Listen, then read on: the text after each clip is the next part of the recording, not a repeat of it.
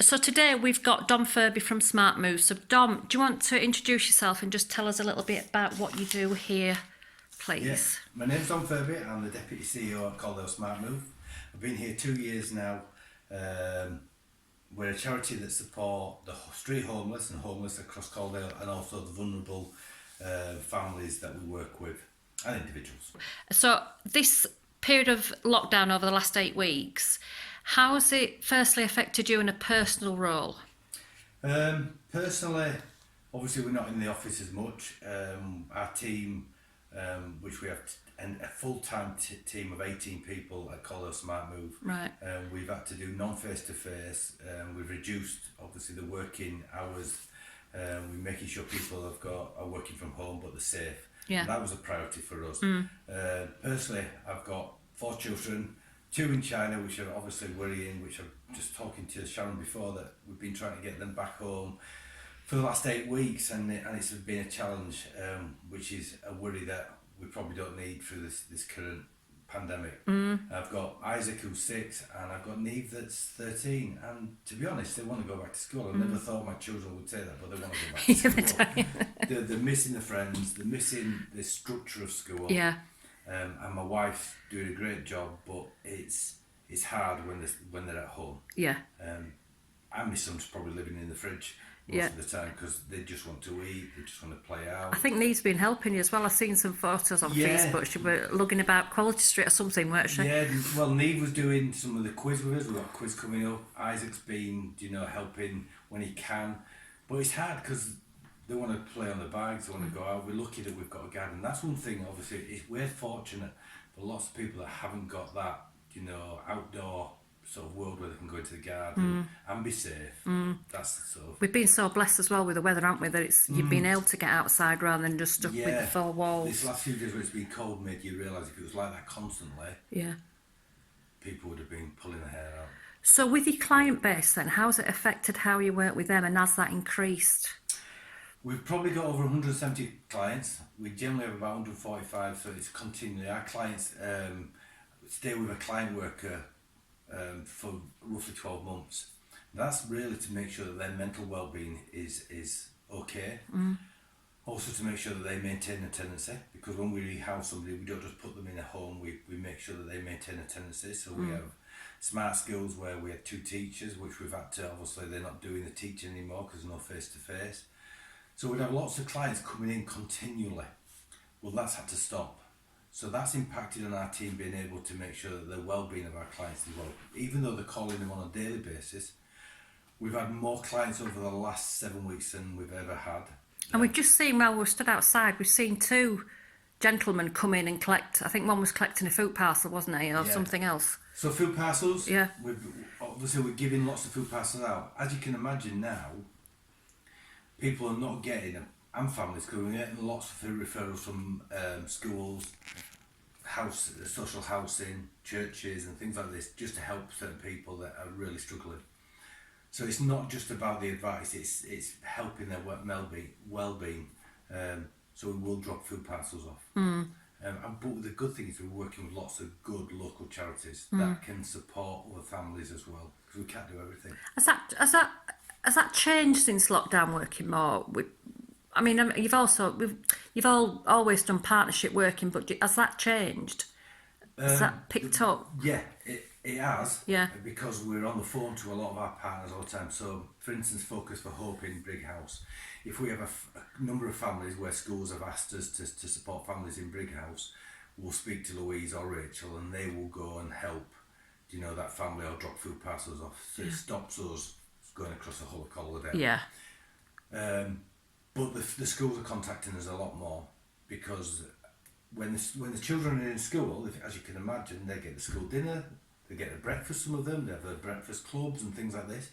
They don't have that luxury anymore, so the mums and dads are really struggling. And they're embarrassed about asking for food parcels, where they shouldn't be, because obviously some families have been furlonged, some families have obviously lost their jobs, and they haven't got that disposable income to just get these snacks and things like this. So we'll go and top their shopping up, we've topped up the gas and electricity. So as you can imagine, when they're on the meter, they've got gas on it. So we had a number of families. So it's impacting on our funding quite a bit. Yeah. and obviously we've had to cancel all our events. So we're in a bit of a... So how much do you think you're going to be down with cancelling your charity events this year? Because we don't know when you'll be able to start doing those again. No, I think 3 months, we thought if we planned for 3 months, that's roughly about 30,000. Yeah. So we're hopefully that the government, as they've said, that there's going to be some central funding, but obviously there's no sort of notification when that will be released. Yeah. So £30,000 is a lot of money to us. It means that we can't buy as many starter packs. It means that we're going out to lots of companies now that are working to see if we can get donations of food and everything else that we need to support our families. We're rehousing people, and what we do is we pay a paper bond, or we'll guarantee a bond, so we have to do that, and that's impacting our fundraising. Of course, yeah. It's probably depleting quite quickly, isn't it? Yes. Right, so that's been quite challenging. Is there anything else that you found a challenge? Might sound a daft question because everything's a bit of a challenge at the minute. Do you know what? Our team have been amazing. They've basically stood up and done everything that we've asked them to do. We do weekly updates to make sure that they're all safe. We have a WhatsApp group which we've never had before to make sure everybody's in communication, because their mental well-being is just as important as the clients. Absolutely, yeah. So we all keep in contact. It's very challenging to, obviously, when your clients are really upset and there's people crying on the doorstep because they're struggling for money or they're struggling mentally. So the team have been fantastic. I suppose the challenge for us is making sure that we can maintain what we're doing financially going forward. We've had to, as I said, cancel lots of events that we were planning. We've tried to keep on top of our, obviously, educating our clients on how they can look after themselves. But signposting, I suppose, signposting to other agencies and see if they can help in some certain ways. It's not just our charity. I think across the board, lots of charities. And I'll tell you one thing that I've realised. When I was in the public sector, because I used to be in the fire service, you'd probably look, or the council and ourselves and lots of public organisations would look at a charity as an added extra. Me working in a charity now makes me realise that it's not, it's a necessity. And lots of charities, lots of organisations like Bus Oasis and things like this, when we did all the stuff with the football lads, and things, it becomes a necessity. Yeah. And I don't think people realise that charities are a necessity, and we're very fortunate in the UK that we've got charities. I went to see my daughter in China before this all started, and lots of other countries, they don't have what we have. No, the third sector is so important, isn't it, to deliver those essential services that aren't delivered anywhere else. Exactly. So a lot of people are suffering with loss and grief for obvious reasons through death of family members. Is there anything that you've grieving for or have lost throughout all this? On a personal note? One, I'm missing my daughters. And obviously I've got a mum that's 82 and is in Right. Otley. Right. And Have you been able to go see her? no, because obviously you're conscious of her age, and she's not unwell and things like this.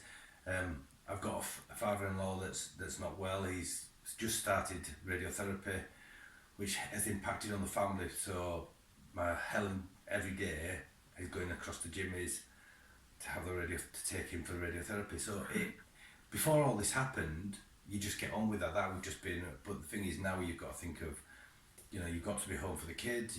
Because Helen needs to go to the hospital, and the times have fluctuated throughout the day. You're missing your daughter because every time you ring up and say, "Have you got a flight?" So they have, and then it's cancelled 2 days before the come.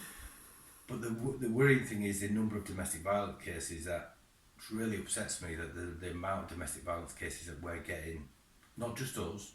Because if we're getting them, there's other organisations getting them as well. But when you get churches ring you up to say, can you help somebody that's about to be kicked out from a domestic violence, that's really upsetting that people, we're having that and that situation too. And it was on Look North, we had an interview a few weeks ago on Look North, and that's continually growing. And I suppose, Sharon, it's only going to get worse. It is. I've just been down Tomingham police station this morning in my chaplaincy role, and an officer was called out to suicidal male with a knife, and that was purely lonely, and it might have been attention seeking, but it's happening. It's happening on a regular basis, and it's a lot to deal with, and it's a lot for you to manage here and in your own personal life as well, Dom. Yeah. So is there anything we can pray for you, for your organisation, that people that follow our page who do pray can pray for you? Our clients who are really struggling with their mental health issues, obviously some of our clients are drug dependent and alcoholics, but obviously mental health is a big thing. Our team are doing a fantastic job, and they've got their own stresses and worries and things like this about what's going on and who they're seeing and how they're supporting their clients.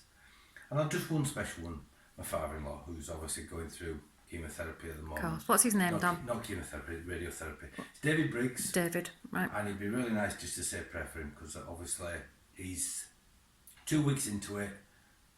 It was delayed because of COVID, and obviously the worry is have they caught it early enough and things like this. So that'd be really nice. Right, of course. We'll keep that in our prayers and thoughts. Dom, thanks very much for taking your time out. We are socially distant. We're doing outside, but we couldn't hear, so we had to move indoors. But we're being very careful. So thanks very much, Dom.